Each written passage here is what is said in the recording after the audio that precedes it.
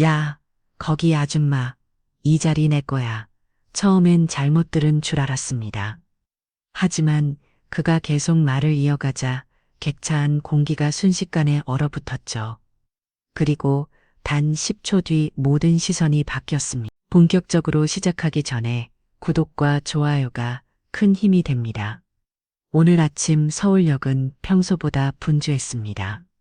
저는 부산에서 열린 중요한 합동에 참석을 위해 새벽 첫 차를 타야 했어요. 5차 창가 자리에 앉아 회의 자료를 정리하면서 이번 회의가 얼마나 중요한지 다시 한번 생각해 봤습니다.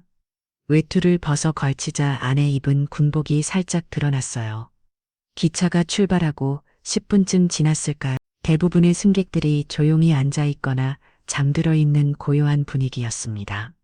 저는 창밖으로 빠르게 지나가는 풍경을 바라보며 오늘 발표할 내용을 머릿속으로 정리하고 있었어요. 그런데 갑자기 누군가가 제 앞에 우뚝 섰습니다. 올려다본 순간 깜짝 놀랐어요. 키가 18-80cm는 좋게 넘어 보이는 건장한 남성이 군복을 단정하게 차려입고 서 있었거든요. 어깨에는 독수리와 별 하나가 선명하게 빛나고 있었습니다. 중년 계급장이었어요. 그런데 그의 첫마디가 정말 충격적이었습니다. 야, 거기 앉은 아줌마. 저는 귀를 의심했어요. 분명히 저를 가리키며 하는 말인 것 같았는데 처음 보는 사람이 이렇게 말을 걸 줄은 몰랐거든요. 저는 고개를 들어 그를 바라봤습니다. 저를 부르시는 건가요? 그래, 너 말이야. 자리 비워. 내가 앉을 자리거든. 그가 턱으로 저를 가리키며 당연하다는 듯 말했어요. 목소리에는 조금의 예의도 찾아볼 수 없었습니다. 주변 승객들이 하나 둘 고개를 돌려 상황을 지켜보기 시작했어요. 저는 당황스러웠지만 최대한 차분하게 제 표를 꺼내 보여드렸습니다. 죄송하지만 여기는 제 지정석입니다. 표를 확인해 보세요. 그러자 그가 표를 대충 훑어보더니 비웃듯 웃었어요. 지정석. 예비군 아줌마가 무슨 지정석이야. 그거 남편 표 아니야. 아니면 아들 표. 예비군 아줌마라는 말에 순간 기분이 상했지만 저는 참고 차근차근 설명했습니다. 아닙니다. 제 이름으로 된 표입니다. 제가 직접 예매한 거예요. 아, 그래. 그럼 뭐 하는 사람인데 이렇게 좋은 자리에 앉아 있어. 요즘 남편 따라 군복 흉내 내는 아줌마들 많던데. 설마 진짜 군인인 척하는 건 아니지. 그의 말투가 점점 더 공격적으로 변했어요. 다른 승객들도 이상하다는 표정으로 우리를 바라보고 있었어. 앞자리에 앉은 할머니께서 저 사람 왜 저래 뭐라고 작은 소리로 중얼거리시는 게 들렸어요. 저는 조용하지만 분명하게 답했습니다. 저도 현역 군인입니다. 뭐라고? 그가 갑자기 큰 소리로 웃기 시작했어요. 워낙 큰 소리라 온 객차의 시선이 우리 쪽으로 쏠렸습니다. 아줌마가 군인 진짜 웃기네. 여자가 무슨 군인이야. 그의 목소리가 점점 커지면서 객차 분위기가 어색해졌어요. 몇몇 승객들이 불편한 표정을 짓기 시작했습니다. 아들 군복이라도 훔쳐 입었나 아니면 코스프레 요즘 그런 거 유행이라던데.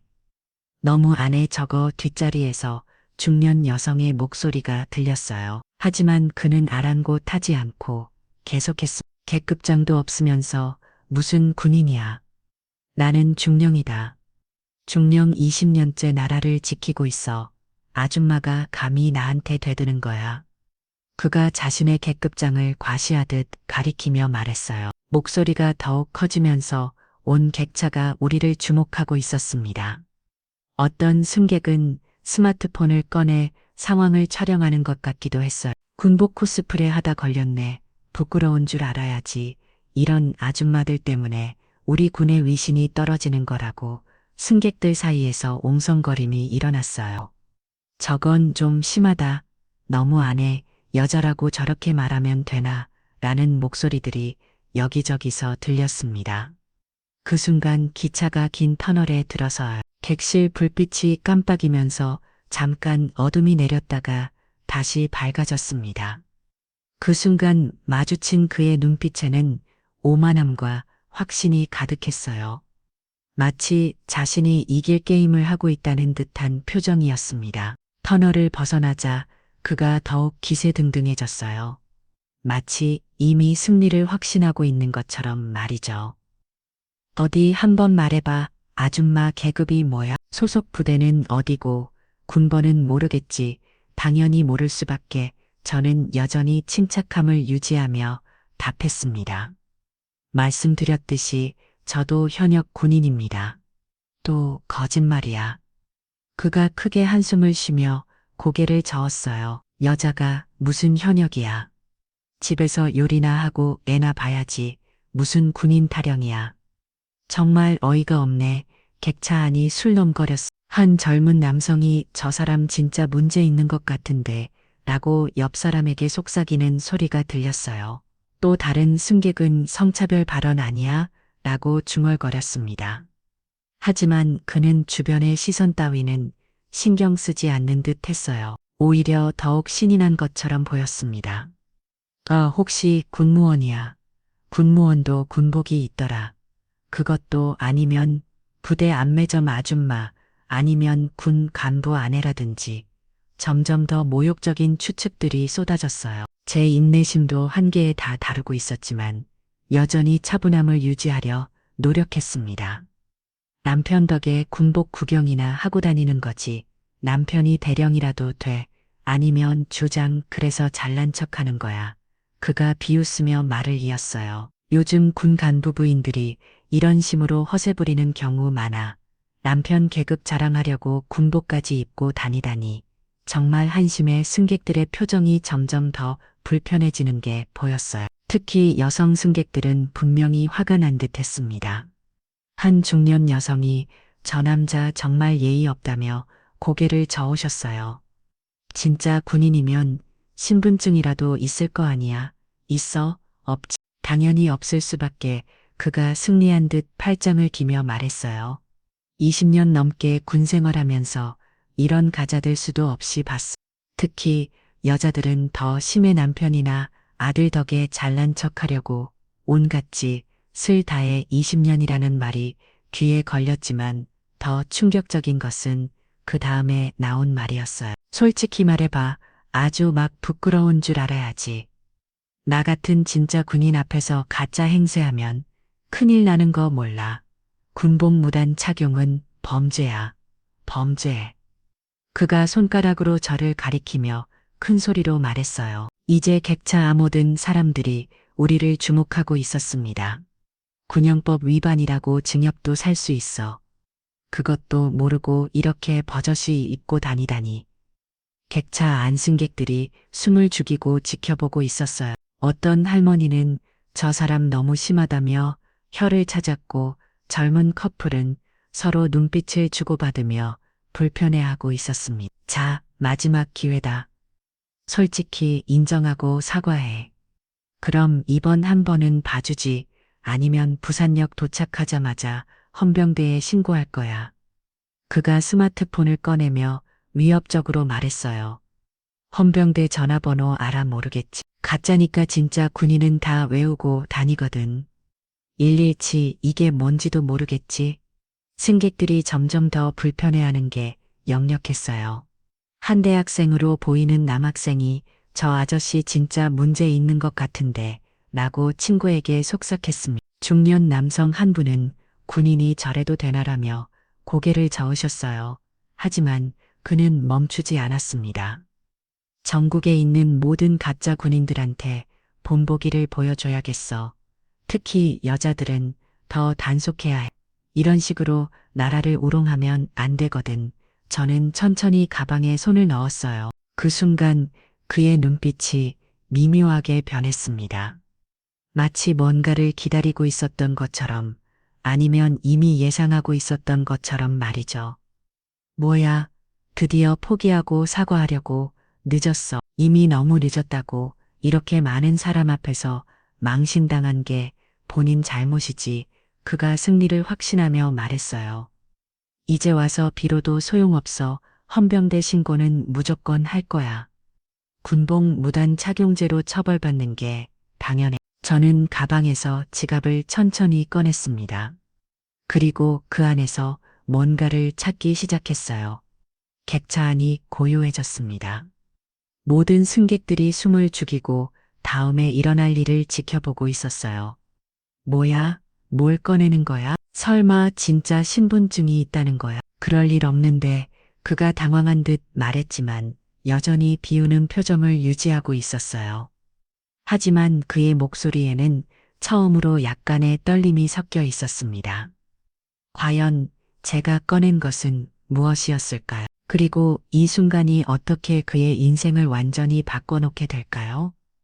객차 안 모든 사람들이 숨을 죽이고 지켜보는 가운데 진실이 드러나려 하고 있었습니다. 저는 천천히 일어났습니다. 그를 똑바로 바라보며 차분하게 말했어요. 육군 중장 한서윤입니다. 그 한마디에 객차가 고요해졌습니다. 정말 핀 떨어지는 소리도 들린 만큼 조용해졌어요. 몇 초간의 침묵이 흐른 뒤 어디선가 작은 목소리가 들렸습니다. 뉴스에서 봤던 분 아니야? 그 중량의 얼굴이 순간 하얗게 변했어요. 눈이 커지면서 입이 살짝 벌어졌습니다. 마치 귀신을 본 것처럼 말이죠. 뭐라고요? 그가 더듬거리며 말했어요. 방금 전까지의 거만한 목소리는 온데간데 없이 사라졌습니다. 중장님이라고 하셨나요? 저는 가방에서 군 신분증을 꺼내 보여드렸습니다. 육군 중장 한서윤이라는 글자와 사진이 선명하게 드러나자 옆자리 승객이 큰 소리로 숨을 들이마셨어요. 진짜네. 그 순간 객차 안이 완전히 뒤바뀌었습니다. 방금 전까지 저를 의심스럽게 바라보던 승객들의 시선이 일제히 그 중량이기로 향했어요. 진짜 중장님이셨구나. 아, 깜짝이야. 진짜 높으신 분이었네. 저 남자 완전 망했. 승객들의 속삭이 여기저기서 들려왔어요. 그 중량은 여전히 믿기 어렵다는 표정으로 제 신분증을 바라보고 있었습니다. 정말 중장님이십니까?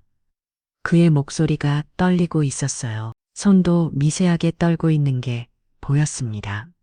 저는 차분하게 신분증을 다시 가방에 넣으며 답했습니다. 네, 맞습니다. 그러자 그가 급하게 경례 자세를 취하려 했어요. 하지만 저는 손을 들어 말렸습니다. 괜찮습니다. 사복 차림에서는 예의를 지킬 필요 없어요. 그 순간 뒷좌석에서 중년 남성의 목소리가 들렸습니다. 저 사람 혹시 작년에 뉴스 나왔던 그 사람 아니야? 음주운전으로 해임된 객차의 분위기가 급격히 얼어붙었습니다. 여러 승객들이 스마트폰을 꺼내 검색하기 시작했어요. 만내 장민석 전 중용인의 음주운전으로 군에서 쫓겨난 사람이야. 어머, 그래서 그렇게 행동했구나. 승객들의 목소리가 점점 커졌어요. 그 전직 중용의 얼굴이 더욱 창백해졌습니다. 아니, 그건 오해가 있었던 일이고 그가 당황한 채로 변명을 시도했지만 이미 승객들의 시선은 차갑게 굳어 있었어요. 음주운전하고도 변명이야. 군인이 그러면 안 되는 거 아니야. 그래서 진짜 군인한테 그렇게 시비 걸었구나. 한 젊은 여성이 분노한 목소리로 말했어요. 아까 성차별 발언한 거 다 들었어요. 여자가 뭘 알아 요리나 해. 이런 말들 맞아. 나도 들었어. 완전 시대차 고적인 사람이네. 객차 안 분위기가 완전히 뒤바뀌었어요. 이제 모든 비난의 화살이 그에게로 향하고 있었습니다. 군인도 아닌 주제의 진짜 군인한테 그렇게 했다고 부끄러운 줄 알아야지. 승객들의 비난이 쏟아지자 그는 더욱 위축되었어요. 어깨가 움츠러들고 고개를 숙이기 시작했습니다. 저는 그 상황을 지켜보며 마음이 복잡했어요. 물론 그의 행동은 잘못되었지만 이렇게 공개적으로 망신을 당하는 것이 과연 옳은 일까요? 여러분, 제가 조용히 말하자 객차가 다시 고요해졌어요. 감정적으로 반응하지 마시고 차분히 해주세요. 그리고 그를 바라보며 말했습니다. 군복은 계급이 아니라 행동이 지킵니다. 그 한마디에 객차 안이 다시 조용해졌어요. 승객들도 더 이상 수군거리지 않았습니다. 그는 고개를 숙인 채 자신의 자리로 돌아갔어요. 하지만 이상한 느낌이 들었습니다. 그가 저를 바라보는 눈빛에서 단순한 당황이 아닌 다른 감정을 느꼈거든요. 마치 저를 어디선가 본 것 같다는 듯한 그런 표정이었어요. 기차는 계속 남쪽으로 달리고 있었습니다. 창밖 풍경이 빠르게 지나가는 동안 저는 방금 일어난 일들을 곰곰이 생각해 봤어요.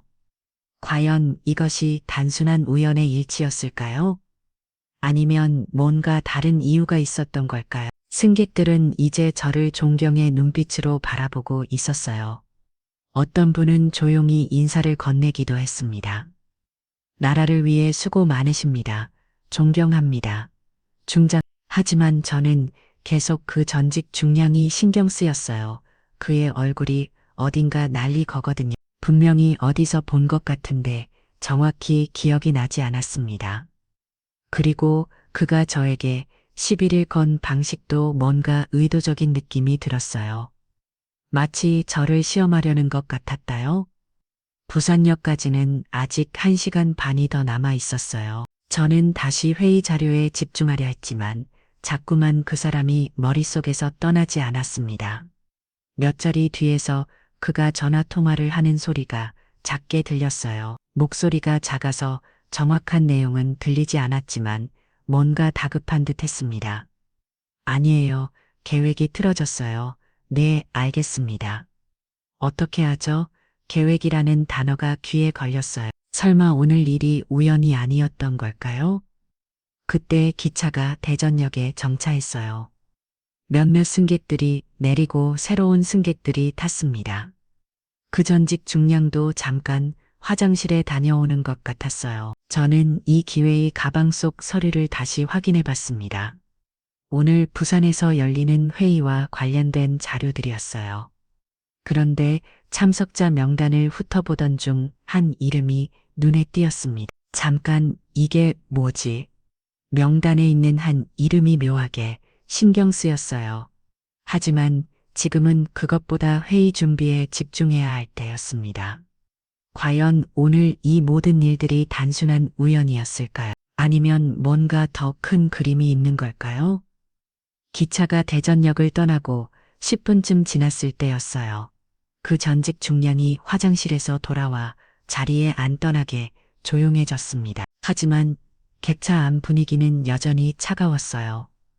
그때 뒷좌석에 앉은 한 승객이 스마트폰을 보며 큰 소리로 말했습니다. 이거 완전 확실하네. 장민석 전 중량 맞아. 다른 승객들도 스마트폰으로 검색 결과를 확인하기 시작했어요. 작년 10월에 음주운전으로 해임됐네. 혈중알 코올 농도가 면허 취소 수준이었다고. 군인이 그러면 안 되는데. 승객들의 목소리가 점점 커지면서 그에 대한 자세한 정보들이 하나씩 밝혀졌어요. 이것 봐, 사고까지 냈네. 다행히 다친 사람은 없었다고 하는데 군 간부가 음주운전이라니 정말 실망스럽다. 한 중년 여성이 고개를 저며 말했어요. 그래서 아까 진짜 군인분한테 그렇게 행동한 거구나. 자기가 가짜니까 진짜를 못 믿은 거네. 맞아. 전형적인 가해자 심리 아니야. 자기가 잘못했으니까 남들도 다 그럴 거라고 생각하는 거지. 승객들의 비난이 계속 이어졌어요. 그는 점점 더 작아지는 것 같았습니다. 그런데 한 대학생으로 보이는 남학생이 더 자세히 검색한 뒤 놀란 표정으로 말했어요. 잠깐 이것 좀 봐봐. 이 사람 이전에도 문제가 있었나 봐. 뭔데? 여기 보니까 복무 중에도 여러 번 징계받았다고 나와 있어. 부하 대상 폭언 성희롱 발언으로 문제됐었다고. 객차 안에 다시 술난 걸었어요. 성희롱 그래서 아까 중장님한테 그런 말을 한 거구나. 여자가 뭘 알아 요리나 해. 이런 말들 다 그런 거였네. 여성 승객들의 분노가 다시 치솟았어요. 정말 최악이네. 그런 사람이 없구나. 이런 사람이 20년이나 군에 있었다는 게 믿어지지 않아. 그때 앞자리에 앉은 할머니께서 돌아서서 말씀하셨어요. 젊은 아가씨들 너무 흥분하지 마라. 저런 사람은 벌 받을 일이야. 하지만 승객들의 분노는 쉽게 가라앉지 않았어요. 아니에요, 할머니. 저런 사람들 때문에 진짜 열심히 하는 군인분들이 피해보는 거예요. 맞아요. 특히 여군들은 얼마나 힘들겠어요. 저는 점점 불편해지는 분위기를 느끼며 다시 한번 조용히 말했습니다. 여러분, 이제 그만하시죠. 이미 충분히 자신의 잘못을 깨달았을 거예요. 하지만 한 중년 남성이 고개를 저으며 말했어요. 중장님, 너무 관대하시네요. 저런 사람은 제대로 된 처벌을 받아야 해요. 그래요. 아까 얼마나 무례했는데요. 그 순간 그 전직 중량이 자리에서 일어났어요. 그리고 떨리는 목소리로 말했습니다. 죄송합니다. 정말, 정말, 정말 죄송합니다. 그가 저를 향해 깊숙이 고개를 숙였어요. 제가 잘못했습니다. 변명이 여지가 없습니다. 객차가 다시 조용해졌어요. 그의 진심 어린 사과에 승객들도 잠시 말을 잃었습니다. 중장님께 정말 신뢰를 범했습니다. 제가 군복을 입을 자격도 없는 주제에 그의 목소리가 점점 작아졌어요. 20년간 군복을 입고 살면서 정작 군인 정신은 잃고 살았습니다. 저는 그를 바라보며 복잡한 감정을 느꼈어요. 분명히 그의 행동은 잘못되었지만 지금 이 순간만큼은 진심으로 뉘우치는 것 같았거든요. 앉으세요. 제가 조용히 말하자 그가 고개를 들었어요. 그의 눈에는 눈물이 맺혀 있었습니다. 용서를 구할 자격도 없지만 정말 죄송합니다. 그가 다시 자리에 앉았어요. 객차 안은 무거운 침묵이 흘렀습니다. 저는 창밖을 바라보며 생각에 잠겼어요. 사람은 누구나 실수를 하고 잘못된 길로 빠질 수 있습니다. 중요한 것은 자신의 잘못을 인정하고 돌이키려는 마음이겠죠. 그런데 여전히 석연치 않은 부분이 있었어요. 그가 저에게 시비를 건 방식이 너무 의도적이었거든요. 정말 우연히 일어난 일이었을까요? 그때 제 핸드폰에 메시지가 왔어요. 부산 회의 관련 연락이었습니다. 메시지를 읽던 중 깜짝 놀랐어요. 오늘 회의에 장민석 전 중량도 증언인으로 참석 예정입니다. 이게 무슨 의미일까요? 설마 그가 저와 같은 회의에 참석하게 되어 있었던 건가요? 저는 가방에서 회의 자료를 다시 꺼내 자세히 살펴봤어요. 참석자 명단을 찾아 확인해 보니 정말로 그의 이름이 있었습니다. 요석군 중량 장민석 마이너스 증언인, 그리고 회의 제목을 다시 보니 더욱 놀라웠어요. 20년 전 최전방 작전 실패 재조사위원. 20년 전 그가 아까 20년간 군 생활을 했다고 했는데 설마 이 모든 것이 우연이 아니었던 건가요? 과연 오늘 KTX에서 일어난 일과 이 회의 사이에는 어떤 연관이 있는 걸까요? 부산역에 도착한 후 저는 예정된 회의실로 향했습니다. 마음 한편으로는 여전히 KTX에서 일어난 일이 신경 쓰였어요. 정말 우연히 일치였을까요? 회의실에 들어서니 이미 여러 관계자들이 자리를 잡고 있었습니다. 국방부 관계자 각군 간부들 그리고 민간 위원들까지 모두 진지한 표정으로 앉아 있었어요. 회의가 시작되기 10분 전 문이 열리면서 익숙한 인물이 들어왔습니다. 바로 KTX에서 만났던 장민석 전 중량이었어요. 그는 저를 보자 깜짝 놀랐더니 당황한 표정을 지었습니다. 설마 중장님도 이 회의에 참석하시는 건가요? 네, 저는 조사위원장입니다. 그가 더욱 창백해졌어요. 아마 자신이 KTX에서 보인 행동을 생각하고 있을 겁니다. 회의가 시작되었습니다. 의장이 사건 개요를 설명하기 시작했어요. 오늘 우리가 재조사하는 사건은 20년 전 최전방지피에서 발생한 작전 실패건입니다. 당시 북한 침투 조색적 작전 중 우리 부대원 1명이 전사하고 2명이 중상을 입었습니다. 저는 자료를 보며 그때의 기억을 떠올렸어요. 20년 전 제가 소령이었을 때 겪었던 가장 아픈 기억 중 하나였습니다. 당시 현장 지휘관이었던 한서윤 소령 현재 중장님께서 내린 명령을 일부 대대원들이 거부하면서 발생한 사건으로 기록되어 있습니다. 의장이 저를 바라보며 말했어요. 그리고 그 명령을 거부한 중심 인물이 바로 장민석 당시 상사, 현재 전 중령입니다. 장민석의 얼굴이 더욱 어두워졌어요. 20년 전 그날의 기억이 되살아나는 것 같았습니다. 저는 천천히 입을 열었습니다. 당시 상황을 말씀드리겠습니다. 북한 침투조가 우리 집이 인근에 잠복해 있다는 첩보를 받았습니다. 저는 즉시 포위 작전을 지시했죠. 자료를 넘기며 계속했어요. 하지만 장민석 상사는 제 명령을 무시하고 독단적으로 정면 공격을 감행했습니다. 그 결과 김병진 일병이 전사했고 2명의 부대원이 중상을 입었어요. 회의실이 조용해졌습니다. 장민석은 고개를 숙이고 있었어요. 당시 저는 장민석 상사에게 징계를 요청했습니다.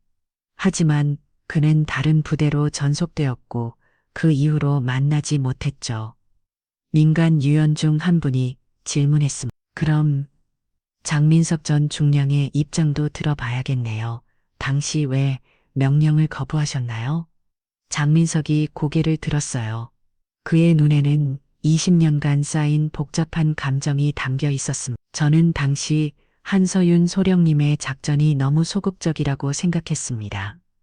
그가 떨리는 목소리로 말했어요. 침투조를 놓치면 더 큰 피해가 있을 것 같아서 그래서 제가 먼저 나섰습니다. 그 결과 동료가 죽었습니다. 제가 차분하게 말하자 그가 고개를 떨어뜨렸어요. 네, 제 잘못입니다. 김병진 일병의 죽음은 모두 제 책임입니다. 회의실에 무거운 침묵이 흘렀어요. 그때 한 조사관이 새로운 자료를 제시했습니다. 그런데 최근 새로 발견된 북한군 문서에 따르면 당시 침투조는 이미 후퇴를 준비하고 있었다고 나와 있습니다. 모든 사람들이 놀란 표정을 지었어요. 만약 한서윤 소령의 포위 작전대로 했다면 침투조를 무력화시킬 수 있었고 아무도 다치지 않았을 것이라는 게 전문가들의 분석입니다.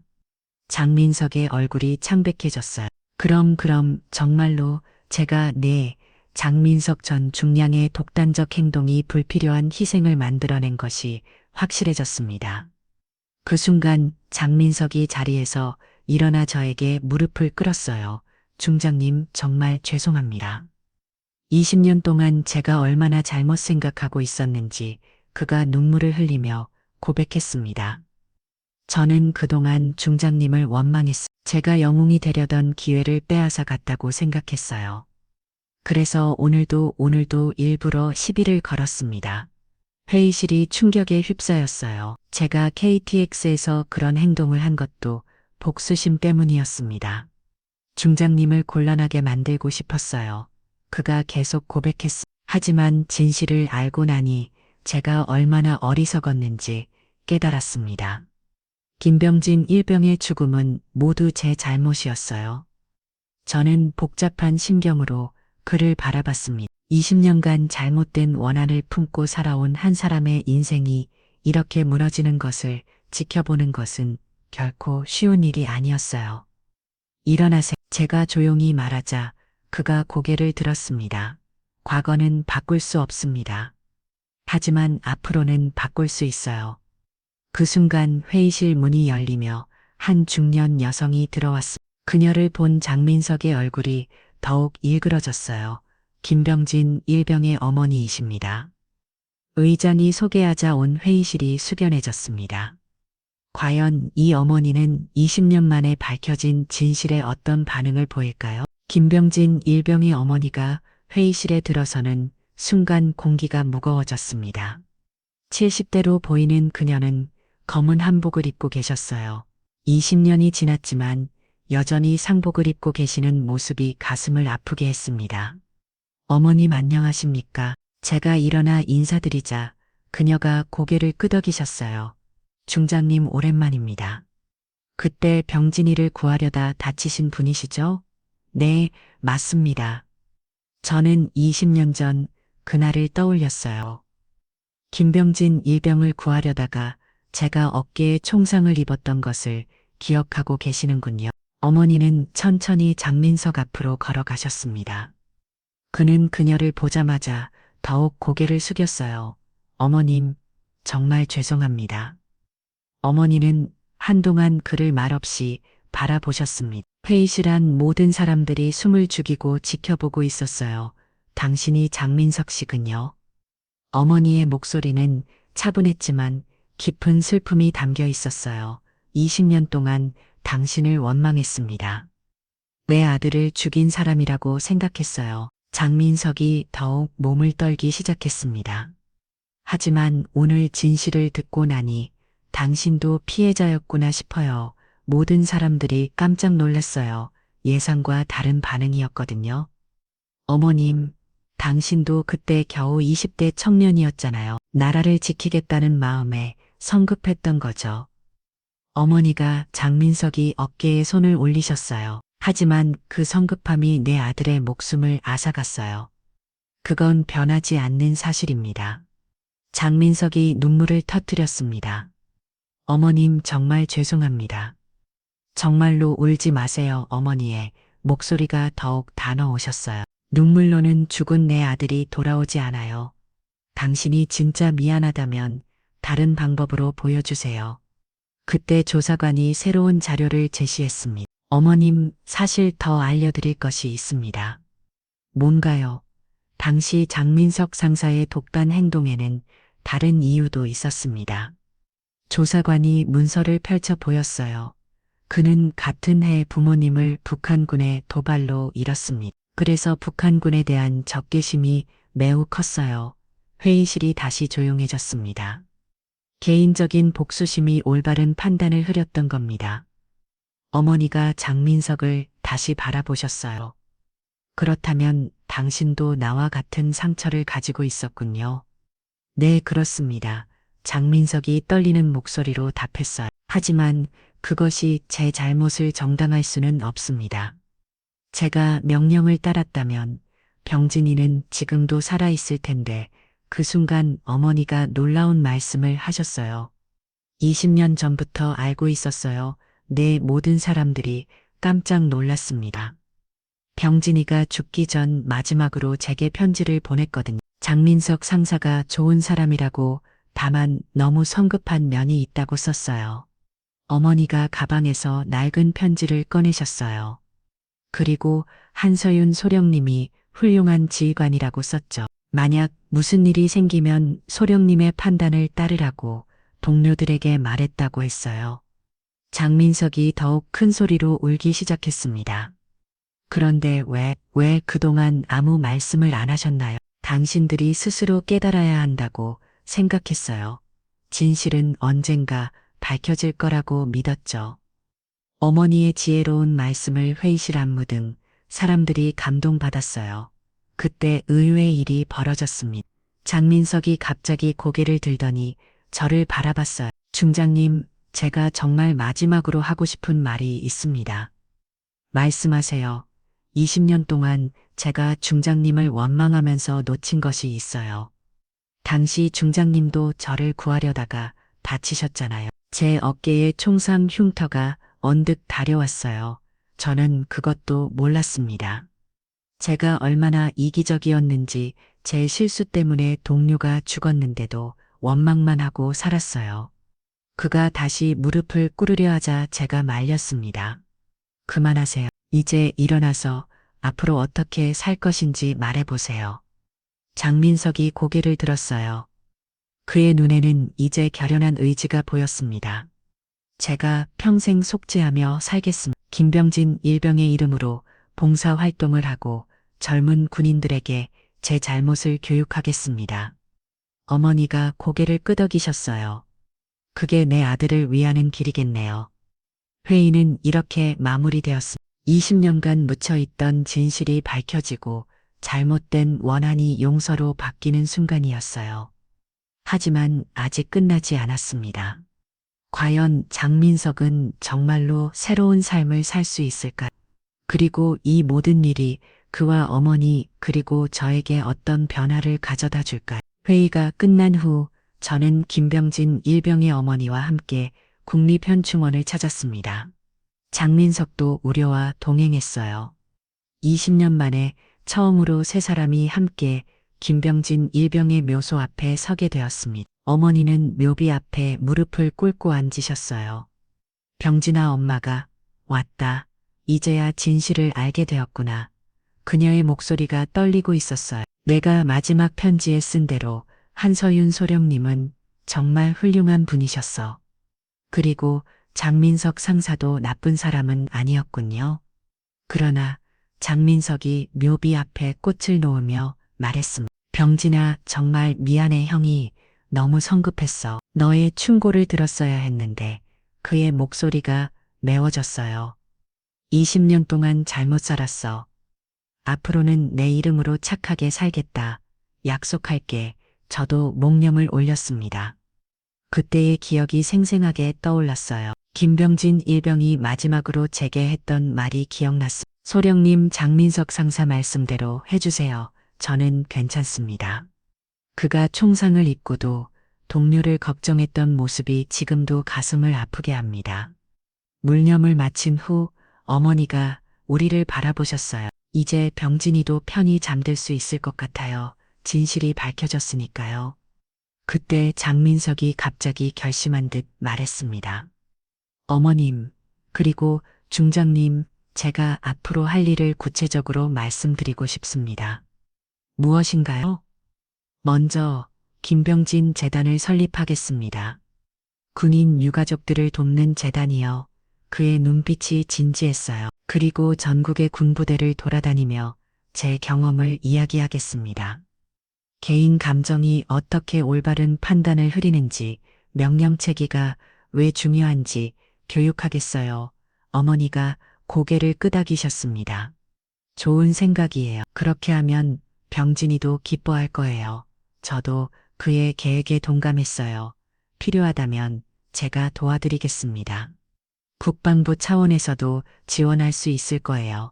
감사합니다. 중장님, 그때 어머니가 놀라운 제안을 하셨어요. 장민석 씨, 혹시 시간이 되시면 우리 집에 한번 놀러 오세요. 네, 우리 모두 깜짝 놀랐어요. 병진이 방이 그대로 있거든요. 그 아이가 군대에서 보낸 편지들도 모두 보관하고 있어요. 당신에 대한 이야기도 많이 썼더라고요. 장민석이 눈물을 흘리기 시작했습니다. 정말 가도 될까요? 물론이죠. 당신도 내 아들의 소중한 동료였으니까요. 그 순간 정말 기적 같은 일이 벌어졌어요. 20년간 원한과 죄책감으로 얽혀있던 사람들이 진정한 화해를 이루는 순간이었습니다. 현충원을 나오면서 장민석이 저에게 말했어요. 중장님, 오늘 KTX에서 제가 그런 행동을 한 것 정말 죄송합니다. 이제 그런 이야기는 하지 마세요. 아니에요. 제대로 사과하고 싶어요. 그가 깊숙이 고개를 숙였어요. 20년 동안 제가 얼마나 어리석게 살았는지 깨달았습니다. 중장님을 원망하기만 하고 제 잘못은 인정하지 않았어요. 저는 그의 어깨에 손을 올렸습니다. 사람은 누구나 실수를 합니다. 중요한 것은 그 실수를 인정하고 바로잡으려는 마음이에요. 앞으로는 정말 다르게 살겠습니다. 며칠 후 정말 놀라운 소식을 들었어요. 장민석이 KTX에서 함께 탔던 승객들에게 1위를 이사과 편지를 보냈다는 것이었습니다. 그는 편지에서 자신의 잘못된 행동을 솔직하게 인정하고 성차별 발언에 대해 깊이 사과했어요. 그리고 자신이 앞으로 어떻게 살아갈 것인지 다짐을 적었습니다. 승객들의 반응도 놀라웠어요. 처음에는 화가 났지만 진심 어린 사과를 받고 나서는 오히려 그를 응원하게 되었다고 하더군요. 특히 그날 객차에 있던 젊은 여성 한 분은 이런 답장을 보냈어요. 진정한 사과를 받아본 것은 처음입니다. 당신의 변화된 모습을 응원하겠습니다. 이렇게 해서 KTX 객차에서 시작된 이 모든 일들이 진정한 화해와 성장으로 이어졌어요. 그리고 한 달 후 장민석은 정말로 김병진 재단을 설립했습니다. 전국의 많은 사람들이 그의 이야기에 감동받아 후원금을 보내왔어요. 재단 설립 기념식 날 김병진 일병의 어머니가 축사를 하셨어요. 용서는 약한 사람이 하는 것이 아닙니다. 진정 강한 사람만이 할 수 있는 것이에요. 오늘 이 자리가 그것을 증명합니다. 그 자리에서 장민석은 다시 한번 다짐했어요. 앞으로 제 남은 인생을 김병진 일병의 이름으로 살겠습니다. 그리고 젊은 군인들에게 올바른 군인 정신이 무엇인지 가르치겠습니다. 정말 놀라운 변화였어요. 20년간 원한에 사로잡혀 살던 사람이 이제는 다른 사람들을 돕는 일에 자신의 모든 것을 바치게 된 것입니다. 하지만 이 모든 이야기에서 가장 중요한 것은 따로 있었어요. 과연 그것은 무엇이었을까요? 1년이 지난 오늘, 저는 다시 같은 KTX를 타고 부산으로 향하고 있습니다. 이번에는 김병진 재단 1주년 기념식에 참석하기 위해서예요. 기차가 서울역을 떠나자 1년 전 이만대가 떠올랐어요. 그때는 상상도 못했죠. 그 충격적인 사건이 이렇게 아름다운 변화로 이어질 줄은 말이에요. 객차 안을 둘러보니 승객들이 저를 알아보고 조용히 인사를 건네고 있었어요. 1년 전 그 사건이 언론에 보도되면서 많은 분들이 알게 되었거든요. 중장님, 안녕하세요. 한 젊은 여성이 다가와 인사했어요. 낯이 익었는데 어디서 본 것 같았어요. 혹시 1년 전에 이 기차에서 맞아요. 그때 계셨던 분이시네요. 그녀는 1년 전 KTX에서 장민석의 성차별 발언에 분노했던 그 여성이었어요. 장민석 씨가 보낸 사과 편지 정말 감동적이었어요. 그 후로 정말 많이 변하셨더라고요. 그러게요. 사람이 정말 달라질 수 있구나 싶었어요. 다른 승객들도 하나둘 대화에 참여하기 시작했어요. 저희 아들이 군에 있는데 장민석 씨가 와서 특강해 주셨어요. 정말 감동적이었다고 하더라고요. 맞아. 요즘 젊은 군인들 사이에서 유명하시잖아요. 승객들의 이야기를 듣고 있으니 가슴이 뭉클했어요. 정말 놀라운 변화였거든요. 그때 제 휴대폰에 메시지가 왔어요. 장민석에게서였습니다. 중장님, 오늘 뵙겠습니다. 깜짝 선물을 준비했어요. 무슨 선물일까 궁금했지만 부산에 도착해서 알게 되겠죠. 부산역에 도착하니 김병진 일병의 어머니가 마중을 나와 계셨어요. 1년 전보다 훨씬 밝은 표정이셨어요. 중장님 오셨군요. 오늘 정말 특별한 날이 될 것 같아요. 어떤 특별한 일이 있나요? 기념식장에 가시면 아실 거예요. 기념식장에 도착해서 깜짝 놀랐어요. 1년 전 KTX에서 함께 탔던 승객들이 모두 와 있었거든요. 그들 모두 장민석의 초청을 받아온 것이었어요. 정말 놀랍네요. 무대에 오른 장민석이 마이크를 잡았어요. 1년 전과는 완전히 다른 모습이었습니다. 눈빛이 맑아졌고 표정도 훨씬 온화해졌어요. 여러분, 1년 전 저는 KTX 객차에서 용서받을 수 없는 행동을 했습니다. 그가 진심을 담아 말했어요. 하지만 그 사건이 제 인생을 완전히 바꿔놓았어요. 20년간 품고 있던 잘못된 원인을 내려놓게 되었고, 진정한 용서가 무엇인지 깨달았습니다. 객석에서 박수가 터져 나왔어요. 특히 김병진 두 병의 어머니께서 보여주신 용서는 제게 새로운 삶을 선물해 주었어요. 그가 어머니를 바라보며 깊이 고개를 숙였습니다. 그리고 한서윤 중장님께서는 원수였던 저를 진정한 동료로 받아주셨어요. 저도 마음이 뭉클을 잤어요. 오늘 여러분께 보고 드릴 것이 있습니다. 지난 1년 동안 김병진 재단을 통해 300명의 군인 유가족을 도왔습니다. 박수가 더욱 커졌어요. 그리고 전국 200개 부대를 돌며 3만 명의 군인들에게 올바른 군인 정신을 교육했습니다. 정말 놀라운 성과였어요. 하지만 가장 의미 있는 것은 이것입니다. 그가 대형 스크린을 가리켰어요. 거기에는 편지들이 가득했습니다. 전국의 젊은 군인들이 보내온 편지들입니다. 제 이야기를 듣고 자신들도 올바른 군인이 되겠다고 다짐하는 내용들이에요. 스크린의 편지 내용들이 나왔어요. 장민석 선배님 덕분에 명령의 중요성을 깨달았습니다. 개인 감정에 휘둘리지 않는 군인이 되겠습니다. 진정한 용기는 자신의 잘못을 인정하는 것임을 배웠습니다. 객석에서 감동의 눈물을 흘리는 사람들이 보였어요. 여러분, 진정한 리더십은 권위가 아니라 봉사와 존중에서 피로됩니다. 그가 마지막으로 말했어요. 그리고 진정한 용기는 자신의 잘못을 인정하고 바로 잡는 것입니다. 기념식이 끝난 후 장민석이 저에게 다가왔어요.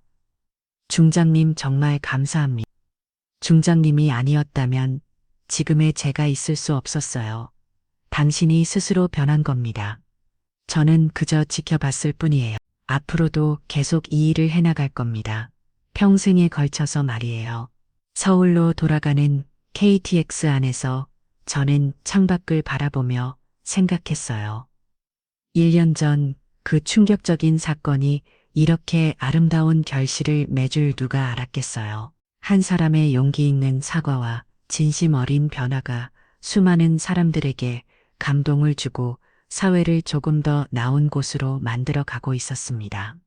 승객들이 저를 보며 미소를 지어주었어요. 그 미소 속에는 희망이 담겨 있었습니다. 안전은 군인 혼자만이 아니라 모두가 서로 존중할 때 지켜줍니다. 1년 전 제가 했던 말이 떠올랐어요. 정말 그렇습니다. 우리 모두가 서로를 존중하고 이해할 때 더 나은 세상을 만들 수 있는 거예요. 목적지에 도착하며 저는 다시 한번 다짐했습니다. 군사적인 묶은 아니라 사회 구성원 모두가 존중하며 살아갈 수 있는 환경을 만드는 것도 한 제 역할이라는 것을요. 오늘 이야기가 여러분의 마음에 닿았다면 구독과 좋아요, 알림 설정까지 부탁드립니다. 이런 감동적인 이야기들을 더 많이 들려드리고 싶거든요. 그리고 댓글로 여러분의 생각도 들려주세요. 여러분도 용서와 화해에 대한 경험이 있으신가요? 다음에도 더욱 의미 있는 이야기로 찾아뵙겠습니다. 오늘도 좋은 하루 되세요.